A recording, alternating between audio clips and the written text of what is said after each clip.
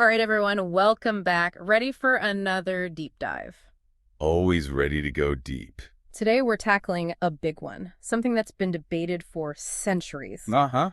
That's right, we're talking about individual desires versus the needs of the community. The classic tug of war. Exactly. It's like every day, right? You want to sleep in, but you should probably make breakfast for your family. Right.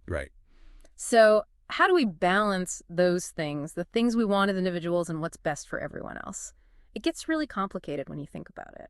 It really does, especially when you scale it up to entire societies. Exactly. And that's what we're getting into today. We're using this philosophy textbook called Philosophy. It's dense, but it's got some great stuff in here. Really lays out the big ideas, the classic arguments. Okay, so let's start with a classic thought experiment. The state of nature. Now, before you picture everyone running around in loincloths, Yes. it's not really about that. It's more about imagining life without any rules, without society as we know it. Stripping everything back to basics, no governments, no laws. Right, just what would we be like? It's a way of asking, are we naturally good or bad? Okay, I see. So, where do the philosophers fit into all of this? Well, they've got some thoughts on this state of nature idea, some pretty strong opinions. I bet. Like, take Thomas Hobbes, we talked about him last time. Pretty grim view of things. Yeah, wasn't he all about the war of all against all? Yeah, basically. He thought without a strong ruler, life would be brutal. Constant struggle for power. So not exactly the optimistic view of humanity. Not really. But then you have John Locke. Very different perspective. Oh, yeah. How so? Well, Locke believed in this idea called natural law. Natural law. It's the idea that even without written rules, humans understand basic right and wrong. Okay, so like we instinctively know not to harm each other. Exactly. You know that saying, your freedom to swing your fist ends where my nose begins? Yeah, I've heard that one. It perfectly illustrates Locke's point. We have this inherent sense of reason, of respect for others. Makes sense. So for Locke, it's not just about self-interest. There's this other side to human nature. Right. He thought we were capable of cooperation, even without some all-powerful ruler forcing us to behave. Okay, so maybe we're not all destined to become savages the moment the rules are off. But this isn't all just theoretical, is it? Philosophy also talks about real-world examples of this tension between individual action and society's rules. Absolutely. And one that comes to mind is the story of Alexandra Skochelenko. Oh, right, yeah. Tell me about that one again. Okay, so picture this. It's 2022, the war in Ukraine is happening, and Alexandra, she's an artist in Russia. Right. And she starts replacing supermarket price tags with these tiny messages, anti-war messages. Wow, that's brave. It is, and risky. She gets arrested, charged with spreading fake news. It's scary how quickly things can escalate like that. It really is. It shows how even small acts of defiance can be seen as a threat. And that's where things get really complicated, right? Because on the one hand, she's expressing herself, protesting against something she believes is wrong, but then you have the state saying it's a danger to order. Yeah, it really makes you question where the line is, right? When is it okay to break the law, even if you think it's for a good reason? That's a big question. It really is. And it's at the heart of what political philosophy tries to unpack. Wow. What do you think? Where do you stand on that?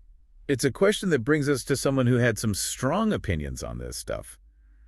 John Locke. Ah, John Locke. Yeah, he was a big believer in individual freedom, if I remember correctly. He was. He really laid the groundwork for a lot of the ideas behind modern democracy. Interesting. So how did he view this whole state of nature thing?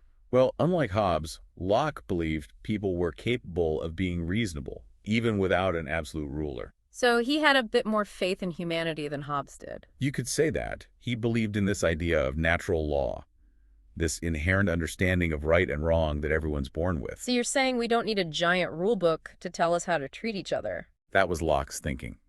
He believed we have these natural rights simply by virtue of being human. Like what kind of rights are we talking about? Well, he focused on three main ones: life, liberty, and property. Okay, I've definitely heard those before. Right. And Locke argued these rights aren't granted by any king or government. They're inherent. So no one can take them away from you. Exactly. They come built in, part of being human. Makes sense. But if everyone has all this freedom, how do you prevent things from falling apart? I mean, wouldn't there be chaos? That's where the idea of the social contract comes in. Locke argued that people voluntarily give up some of their absolute freedom in exchange for the security and benefits of living in a society. So it's like a trade-off. I give up some of my freedom to do whatever I want in exchange for the protection of everyone else. Exactly. It's about finding that balance between individual freedom and the common good. And how does Locke's view of the social contract differ from Hobbes's? Well, Hobbes believed we needed an absolute ruler, a leviathan, to enforce that contract. Locke, on the other hand, believed power should lie with the people. So a more democratic approach. You got it. Locke championed the idea of representative government, where citizens have a voice in making the laws that govern them. That sounds familiar. It should. Many of these ideas, directly and indirectly, made their way into some very important documents, like the American Declaration of Independence. Wow, so Locke's ideas really did have a huge impact. They did. But not everyone saw eye to eye with his emphasis on individual liberty. Oh, who had a different take? Well, that's where Jean-Jacques Rousseau comes in. Now, he agreed with Locke on some things, like the idea that humans are naturally good. Okay. But he had some very different ideas about how society should function. Like what? Well, if Locke was all about individual liberty, Rousseau was more concerned with the common good. He believed that society should be structured in a way that benefits everyone, not just a select few. Interesting. So whose vision was better? Well, that's the million-dollar question, isn't it? And it's one that's still debated today. It's something to think about, that's for sure. So Rousseau was more about the common good. How did he see that working in practice? Well, he believed society should be structured around this idea of the general will. Okay, general will. What does that actually mean? Imagine everyone setting aside their individual desires and focusing on what's truly best for the community as a whole. So it's not just about majority rule, it's about finding a consensus that benefits everyone. Exactly. It's about this shared desire for the common good that transcends individual self-interest. Sounds idealistic, but kind of impossible to achieve in real life, don't you think? It's definitely a challenge, especially in large and diverse societies. But there are modern examples that try to capture this spirit. Really? Like what? Well, think about things like referendums, where citizens directly vote on specific issues, or citizen assemblies, where randomly selected people deliberate on policy recommendations. So giving people a more direct say in how things are run. Exactly. It's an attempt to tap into that collective wisdom, to find solutions that work for everyone. But even if we could somehow perfectly capture this general will, who gets to decide what it actually is? And what about those who disagree with the majority? You're hitting on a crucial point. It's where things can get a bit tricky with the concept of the general will. Because it could be used to silence opposing viewpoints. Exactly. And that's something Hannah Arendt, another important thinker, warned about. What did she have to say about it? Well, Arendt had lived through the rise of totalitarian regimes in the 20th century, and she saw how easily the idea of a unified will of the people could be twisted and manipulated.